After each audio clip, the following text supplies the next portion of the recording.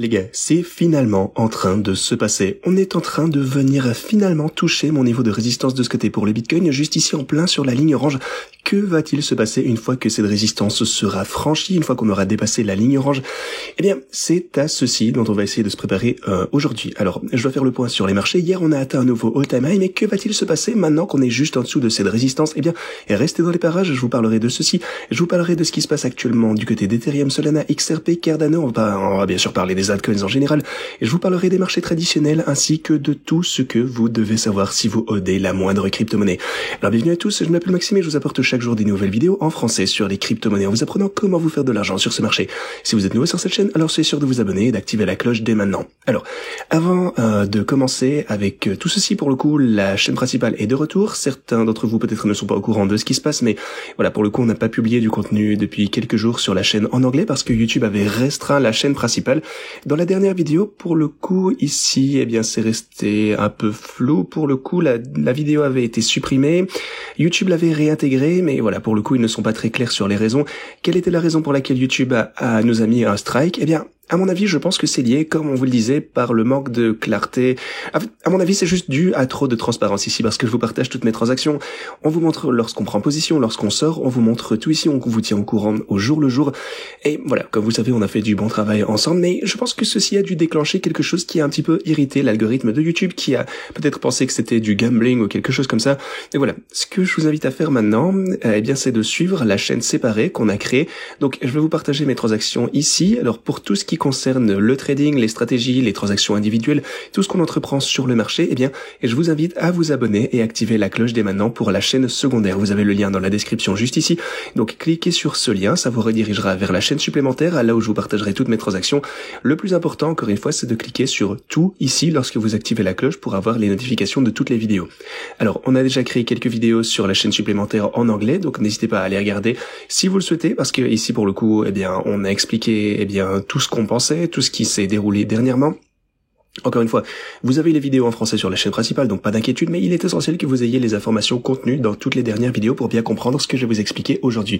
Alors, si vous regardez encore une fois cette vidéo dans une autre langue qui n'est pas anglais, vous trouverez également le lien pour vous abonner, eh bien, à la chaîne supplémentaire, même aux autres chaînes supplémentaires dans les autres langues en description. Donc voilà, pour le coup, on va aborder les grandes lignes de la chaîne principale. On vous parlera de ceci un peu plus en détail dans un moment.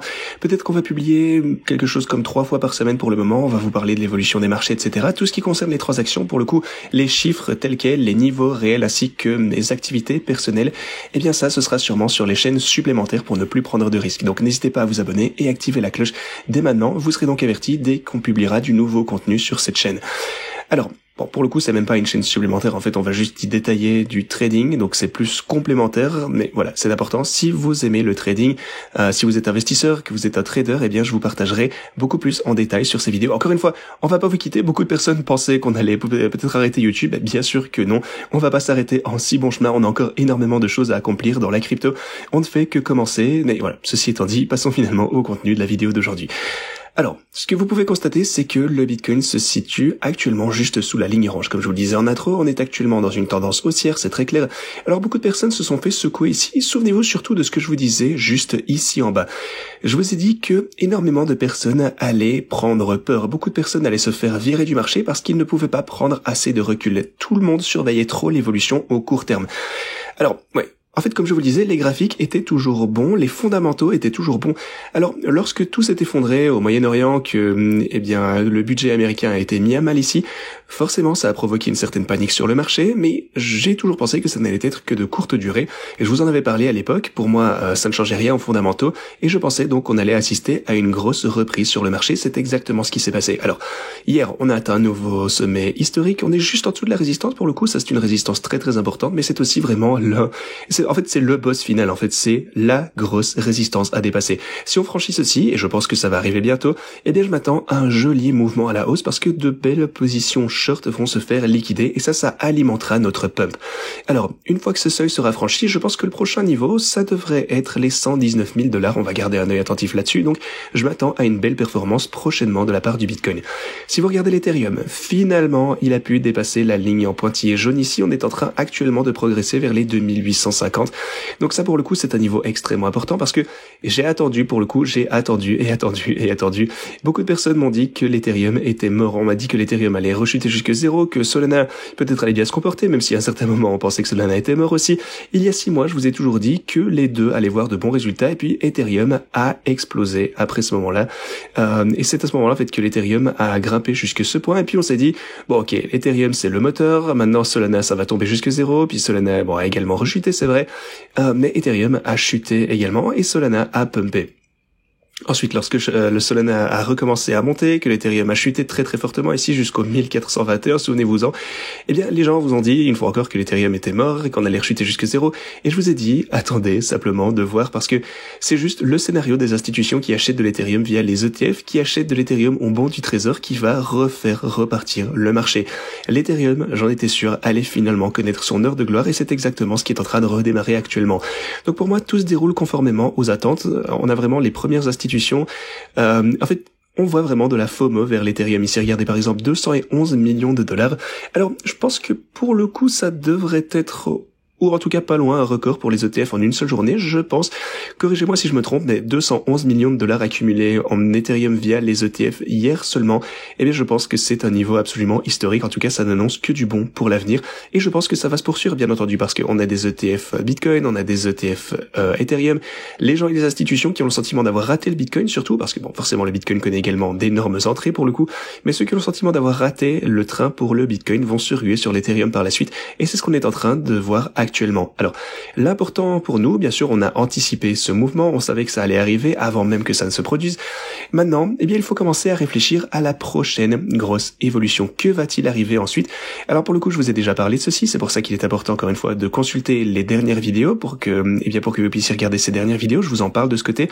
Mais je pense vraiment que vous allez voir une grosse bulle à un moment donné. On va avoir ce genre de société du trésor, peut-être avec Solana, Avax, d'autres entreprises qui vont commencer à accumuler d'autres altcoins. Donc, en fait, pour faire exploser leurs actions ordinaires. Et je pense que ça va vraiment créer une énorme bulle spéculative.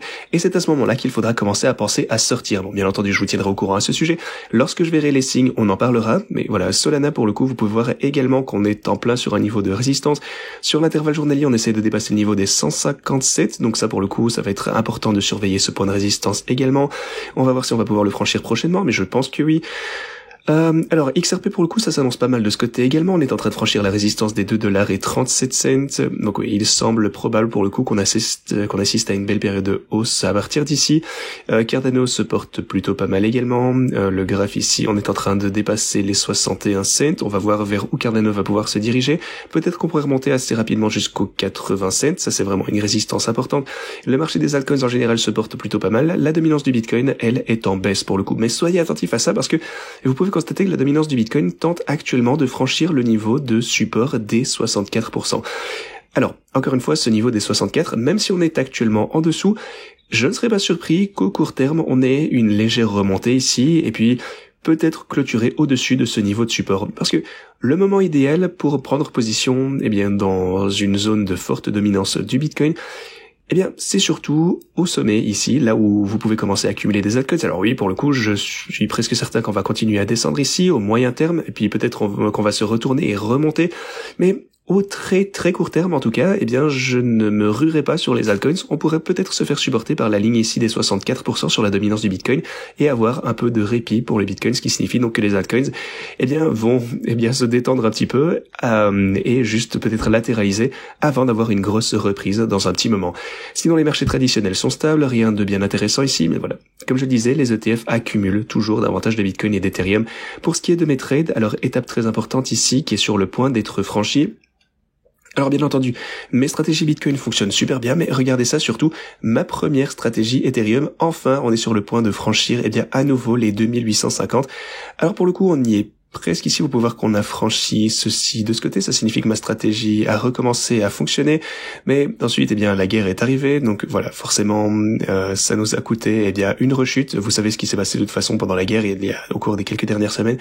Mais voilà, je pense qu'on est sur le point de venir retester très prochainement cette résistance, ça va être cool à voir.